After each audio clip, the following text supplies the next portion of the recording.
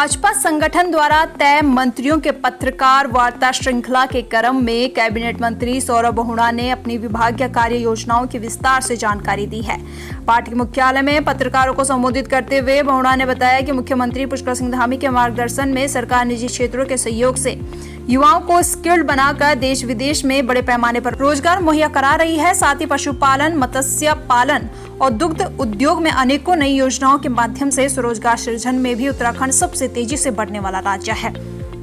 साथ ही राज्य में आईटीआई छात्रों को अधिक स्किल्ड करने और उनकी प्लेसमेंट को लेकर सरकार निजी क्षेत्र के सहयोग से सेंटर ऑफ एक्सीलेंस स्थापित कर रहे हैं, जिसके तहत जिन 2 आईटीआई को टाटा व अन्य संस्थान को दिया गया उनके परिणाम शानदार आए हैं और 11-12 हजार औसत सैलरी से होने वाली शुरुआत अब 24-25 हजार हो गई है।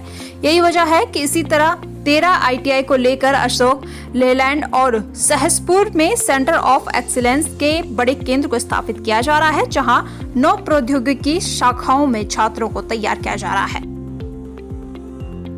पिछले 1.25 साल में लगातार हमने कोशिश करी है कि हमारे विभागों के माध्यम से जो माननीय मुख्यमंत्री जी की सोच है रोजगार उत्पन्न करना और पलायन को कहीं ना कहीं पार करना, तो हमने उस पर कोशिश करी है। हमने अपने पशुपालन विभाग और हमारे डेयरी विभाग में लगभग 3 ऐसी योजनाएं शुरू करी जिससे कि हमने रोजगार भी उत्पन्न किया है और पलायन पे भी हमने वार किया है। गोट वैली प्रोजेक्ट हमारा कुकुट वैली प्रोजेक्ट, हमारे दूध के अमाउंट में वृद्धि, हमारे सब्सिडी पे हमारी सब्सिडी इंक्रीमेंट, गंगा गाय योजना के तहत हमने 2, 3, 5 गाय के साथ जो SC, ST और जनरल कैटेगरी जो हमारी महिला हैं उनको 25% से बढ़ा के सब्सिडी 75% करना, हमारे जनरल लोगों के लिए 25% से सब्सिडी बढ़ा के 50% करना।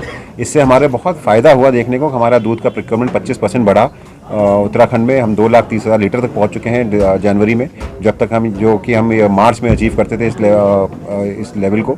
उसी के साथ साथ हमने लगभग 1790 लोगों को गोट वैली प्रोजेक्ट में बेनिफिशरी बनाया है और 1200 लोगों के आसपास हमने पोल्ट्री वैली में लोगों को बेनिफिशरी बनाया है।